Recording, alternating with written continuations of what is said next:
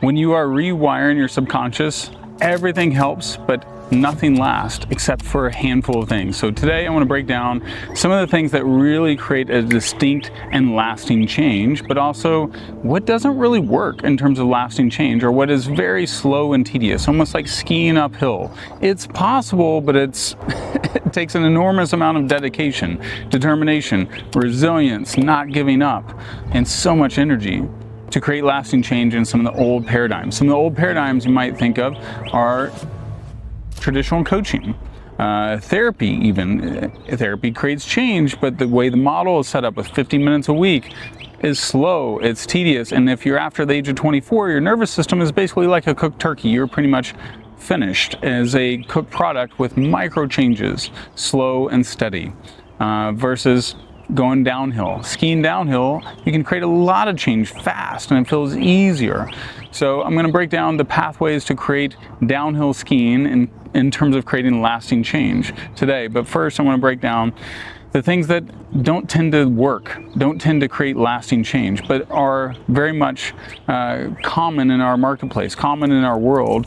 And the pathways are typically, you might look at coaching, going to conferences, going to retreats, going to meditation experiences. They create change, but it takes 6 months to create even micro changes of consistent daily meditation.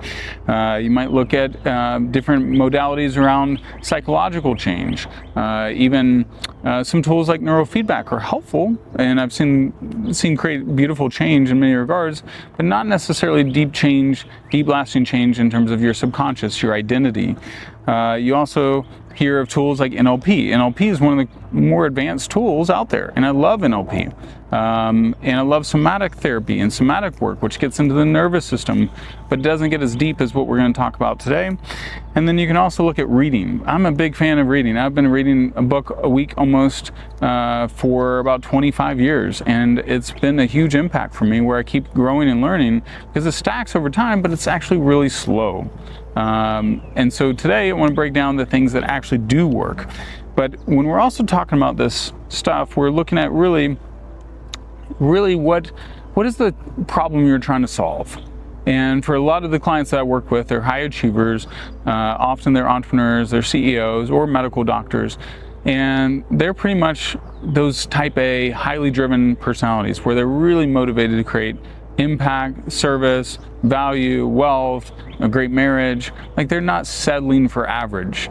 And so I get nitty gritty with them, and I get nitty gritty on also crises, marital crises, relational dynamics, mental health challenges, PTSD, OCD, depression, those type of dynamics that are really hard to create change in a long-term lasting way. What I've found in my own journey with my wife, with others, is we've got to get access to the back end of your operating system. Not the top end, not the surface level, not putting lipstick on change. We've got to get back end access to the core blueprints, the core patterns, the core stories, the core emotions, the core identities. And the core identities and stories and emotions can all be summed up as, this is your unconscious blueprint. When you look at your unconscious blueprint, what is your trigger? What is going to just snap into action without you thinking about it? You know, our conscious mind, according to Dr. Bruce Lipton, one of the early innovators and discoverers of epigenetics, he found that the conscious mind processes 40 to 50 bits of information a second, versus the subconscious processes 20 million bits of information a second. So therefore, your subconscious mind is roughly 500,000 times more powerful than your conscious mind. What that basically means is no lasting change is lasting if you don't get deep into the subconscious. And deep into the subconscious, I would extend it to mean your nervous system, your default mode network, your core operating blueprint. If you can't change that, you don't have lasting change. And you can override the subconscious by the conscious focusing on it, but the minute you take your eyes off and you're looking over there, now you're going back to the default. So we got to create lasting change in the default, in the core nervous system, human operating blueprint. Okay? So how do we get there? What actually does work? Okay. So The first thing I want to mention, psychedelics. And psychedelics has many different expressions. There are many different medicines in that category. You think of some of the most common and classic ones, mushrooms or psilocybin, LSD. MDMA is lumped in, even though it's not technically psychedelic, it's an empathogen. There's also compounds like 2CB, ibogaine, ayahuasca, DMT, 5-MeO, bufo. There's a whole bunch of compounds. Even ketamine technically sort of falls in that category, even though it's about 1/10 as effective and has more addictive properties, which is also one of the reasons I stay away from that. But what happens when you take some of these medicines, and let's just start with my two favorites, MDMA and psilocybin. When you take these medicines, they're really, really safe. They're about as safe as taking an Advil if you take the right dosage. If you take too much, you can have some issues, or you have other underlying issues like heart conditions or medications. Certain medications, MAO inhibitors, SSRIs can be pretty risky and dangerous with MDMA especially. Other things, epilepsy medicines. So always consult with a doctor, and this is not health advice. But when you are taking these medicines, they basically give you a surge of neuroplastic effect, and you got two major windows when you do these medicines.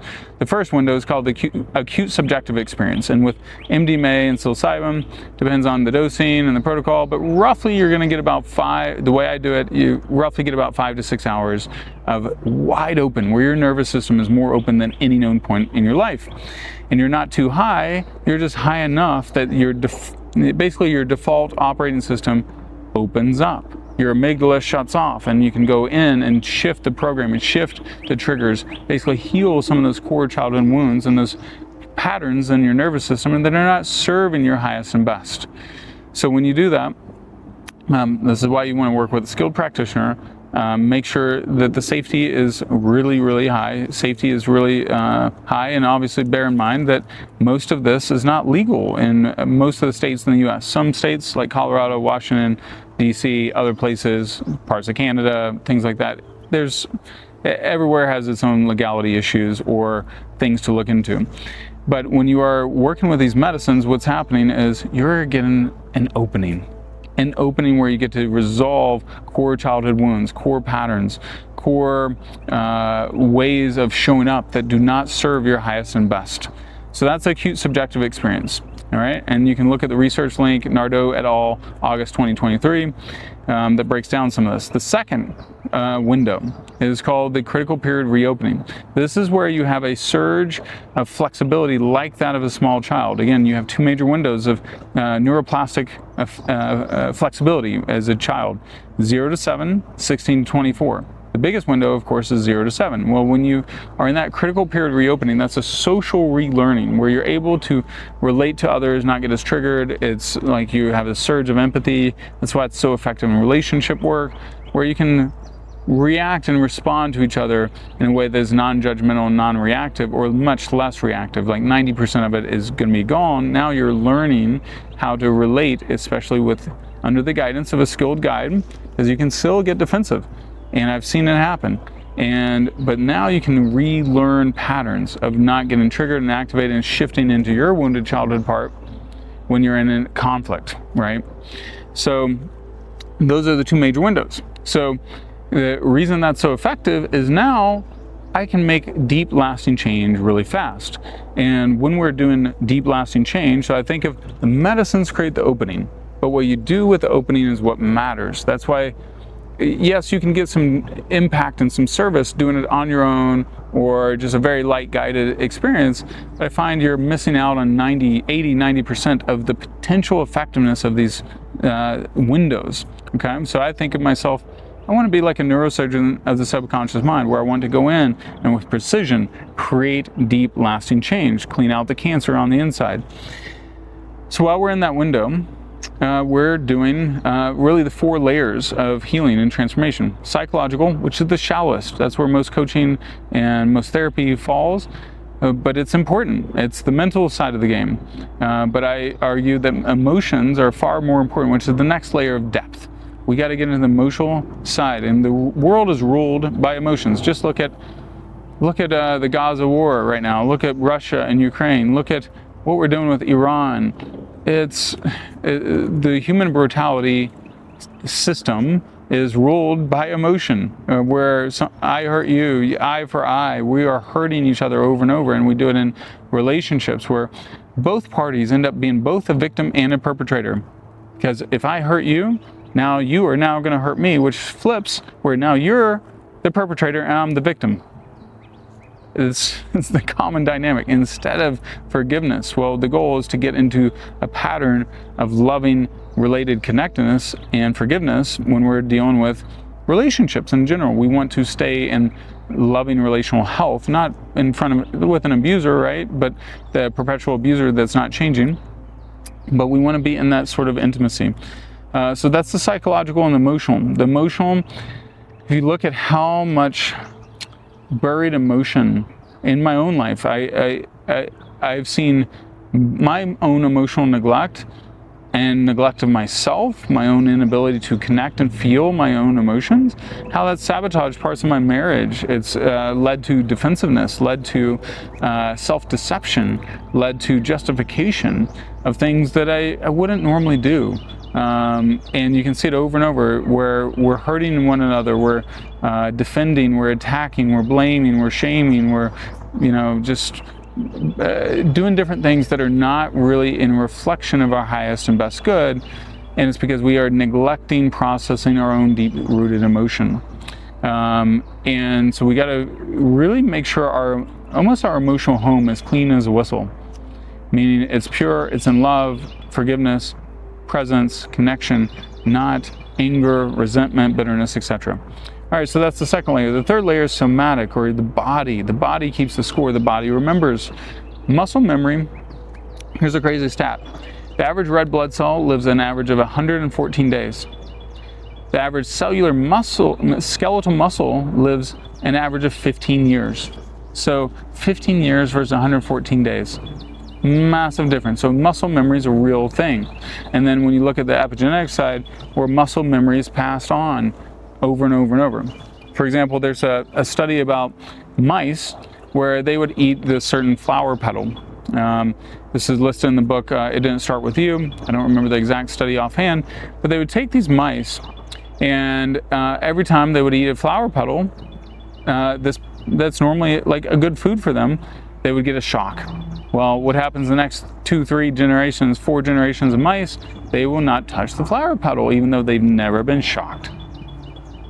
Muscle memory, passed on. It's like we don't fully understand how all the coding is passed on, why we have certain memories and collective trauma, or memories that we can feel into and see that go far beyond the biochemical breakdown.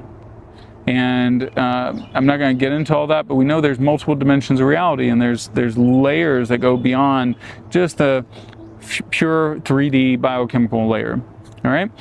So that's the somatic. We got to shift the core blueprint of the muscle memory and help those parts recognize.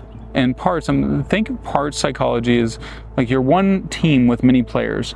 Like, let's say a basketball team. You got the Chicago Bulls, 5 players on the court at a time, but they're one team. They all have a different role to play. They all have different positions. They all have different skills. And you have subs coming in and out. So there's all these other pieces that are working, but we're complex individuals. I can have a little wounded boy part. I have a teenager part. I have a part that shows up in my clients' lives that's like Magic Mike. I have a part that is a loving, playful dad. I have a part that is a lover and a devoted servant of my wife and others. And also I have an egoic part that's looking for validation and all these other things. We want to be aware of those parts and make sure that our lives are not hijacked by the wrong part at the wrong time. And so that is in our body. We can also have those muscle memory pieces of like those default reactions, which is really a part of us taking over. So we want to shift the body's default reaction, and meaning helping that part. Let's say you're really acting like a wounded little boy, which I've done in my marriage. If I'm acting like a wounded little boy, then I am, my little, let's say 4-year-old is showing up, and if I need, what I want him to do is feel loved and held and safe, and realize he doesn't have to take over and his wife or whoever loves him, and I love him, and he can relax and breathe out his tension. He doesn't have to hold on to that. All right, so that's the somatic or the body piece, where at the end of the day we want to go from a dysregulated, highly activated state into a down-regulated, calm, present state. And also I should mention parts work. I think parts work encompasses really the body, the mind, and the emotions. All right, and you could also go into the spiritual, so it's almost supersedes all of it. But the spiritual is the fourth layer. Viktor Frankl, Man's Search for Meaning, survived the Holocaust. He wrote about this. He called it logotherapy. He was a psychiatrist and innovated this technique of reapplying meaning and repatterning meaning for some of the most deeply traumatic, overwhelming, challenging things you might have ever been through. And when you repattern the meaning, then our energy around it has shifted. And that's, at the end of the day, that's where we got to get to. We got to repattern all four layers: the psychological or mental, the emotional, secondly, the third layer, the somatic, and then the fourth layer, spiritual. And if we can do that, then we've repatterned our core blueprints, our core operating system. And you could also define it as our identity. Tony Robbins said, all lasting change is in the identity. And I can't agree more. But the identity encompasses everything. So, hope this is helpful. Hope you can see how some things work and how some things almost work, but don't work all the way until the identity is changed. And once the identity is changed, then your beliefs, your patterns, and your default operating system has shifted, and you're now acting according to your identity, because human beings have a cognitive bias to remain consistent, to act consistent with who we see ourselves as in many regards. Yes, we can all have self-deception. We all have layers of self-deception. But if we can get congruent with who we really are and get congruent with our identity and stay attuned to that identity, guess what? Everything flows downhill. And again, the combination of all these tools, when we're combining tools, we're looking for how do we create the perfect recipe for deep, lasting change. And I feel like over and over, with the hundreds of people I've served, with some of the most complex challenges you can imagine, we can get there using these tools in a way that nothing else has. So much love. Let me know if you have questions or comments.